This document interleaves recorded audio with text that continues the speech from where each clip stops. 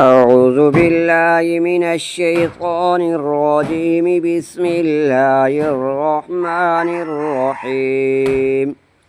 صاد والقرآن ذي الذكر بل الذين كفروا في عزة وشقاق. كم أهلكنا من قبلهم من قرن فنادوا فلا حين مناص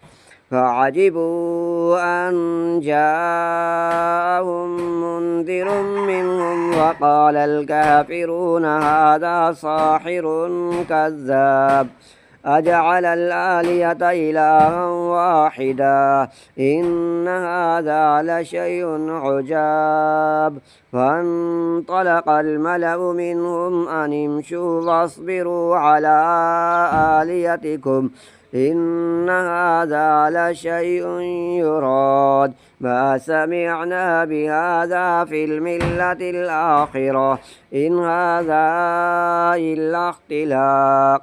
أأنزل عليه الذكر من بيننا بل هم في شك من ذكري بل لما يذوقوا عذاب أم عندهم خزائن رحمة ربك العزيز الوهاب أم لهم ملك السماوات والأرض وما بينهما فليرتقوا في الأسباب. جند ما هنالك مهزوم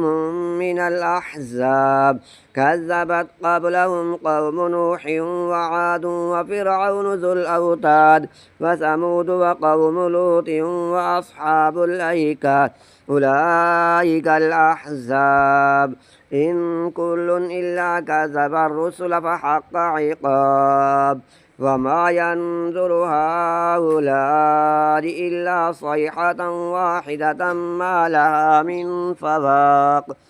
وقالوا ربنا عجل لنا قطنا قبل يوم الحساب اصبر على ما يقولون واذكر عبدنا داود ذا الأيد إنه أواب. إنا سخرنا الجبال معه يسبحن بالعشي والإشراق والطير محشورة كل له أواب. وشددنا ملكه وآتيناه الحكمة وفصل الخطاب هل أتاك نبأ الخصم إذ تصوروا المحراب إذ دخلوا على داود ففزع منهم قالوا لا تخف خصمان بغى بعضنا على بعض فاحكم بيننا بالحق ولا تشتت واهدنا إلى سواء الصراط إن هذا أخي له 99 نعجة ولي نعجة واحدة فقال أكفلنيها وعزني في الخطاب قال لقد ظلمك بسؤال نعجتك إلى نعاجه وإن كثيرا من الخلطاء ليبغي بعضهم على بعض إلا الذين آمنوا وعملوا الصالحات وقليل ما هم. وظن داود أنما فتناه فاستغفر ربه وخر راكعا وأناب فغفرنا له ذلك وإن له عندنا للزلفى وحسن مآب. يا داود إنا جعلناك خليفة في الأرض فاحكم بين الناس بالحق ولا تتبع الهوى فيضلك عن سبيل الله إن الذين يضلون عن سبيل الله لهم عذاب شديد بما نسوا يوم الحساب. وما خلقنا السماء والأرض وما بينهما باطل ذلك ظن الذين كفروا فويل للذين كفروا من النار أم نجعل الذين آمنوا وعملوا الصالحات كالمفسدين في الأرض أم نجعل المتقين كالفجار. كتاب أنزلناه إليك مبارك ليدبروا آياته ولتذكر أولو الألباب. ووهبنا لداود سليمان نعم العبد إنه أواب. إذ عرض عليه بالعشي الصافنات الجياد فقال إني أحببت حب الخير عن ذكر ربي حتى تبارت بالحجاب ردوها عليه فطفق مسحا بالسوق والأعناق. فلقد فتنا سليمان وألقينا على كرسيه جسدا ثم أناب قال رب اغفر لي وهب لي ملكا لا ينبغي لأحد من بعدي إنك أنت الوهاب. فسخرنا له الريح تجري بأمره رخاء حيث أصاب والشياطين كل بناء وغواص وآخرين مقرنين في الأصفاد هذا عطاؤنا فامنن أو أمسك بغير حساب وإن له عندنا للزلفى وحسن مآب واذكر عبدنا أيوب إذ نادى ربه أني مسني الشيطان بنصب وعذاب اركض برجلك هذا مغتسل بارد وشراب ووهبنا له أهله ومثلهم معهم رحمة منا وذكرى لأولي الألباب وخذ بيدك غصا فاضرب به ولا تحنث إنا وجدناه صابرا نعم العبد إنه أواب واذكر عبادنا إبراهيم وإسحاق ويعقوب أولي الأيدي والأبصار إنا أخلصناهم بخالصة ذكر الدار وإنهم عندنا لمن المصطفين الأخيار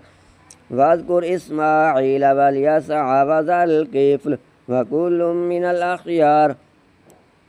هذا ذكر وإن للمتقين لحسن مآب جنات عدن مفتحة لهم الأبواب متكئين فيها يدعون فيها بفاكهة كثيرة وشراب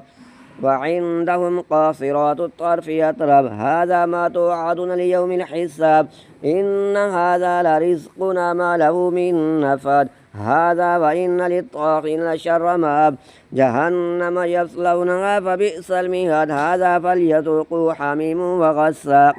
وآخر من شكله أزواج هذا فوج مقتحم معكم لا مرحبا بهم إنهم صالوا النار قالوا بل أنتم لا مرحبا بكم أنتم قدمتموه لنا فبئس القرار قالوا ربنا من قدم لنا هذا فزد عذابا ضعفا في النار وقالوا ما لنا لا نرى رجالا كنا نعدهم من الأشرار اتخذناهم سخريجا أم زاغت عنهم الأبصار إن ذلك لحق تخاصم أهل النار قل إنما أنا منذر وما من إله إلا الله الواحد القهار رب السماوات والأرض وما بينهما العزيز الغفار قل هو نبأ عظيم أنتم عنه موردون ما كان لي من علم بالملأ الأعلى إذ يختصمون إن يوحى إلي إلا أنما أنا نذير مبين إذ قال ربك للملائكة إني خالق بشرا من طين فإذا صفيته ونفخت فيه من روحي فقعوا له ساجدين فسجد الملائكة كلهم أجمعون إلا إبليس استكبر وكان من الكافرين قال يا إبليس ما منعك أن تسجد لما خلقت بيدي أستكبرت أم كنت من العالين قال أنا خير منه خلقتني من نار وخلقته من طين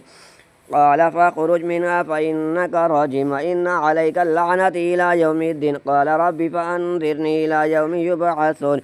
قال فإنك من المنذرين إلى يوم الوقت المعلوم قال فبعزتك لأغوينهم أجمعين إلا عبادك منهم المخلصين قال فالحق والحق أقول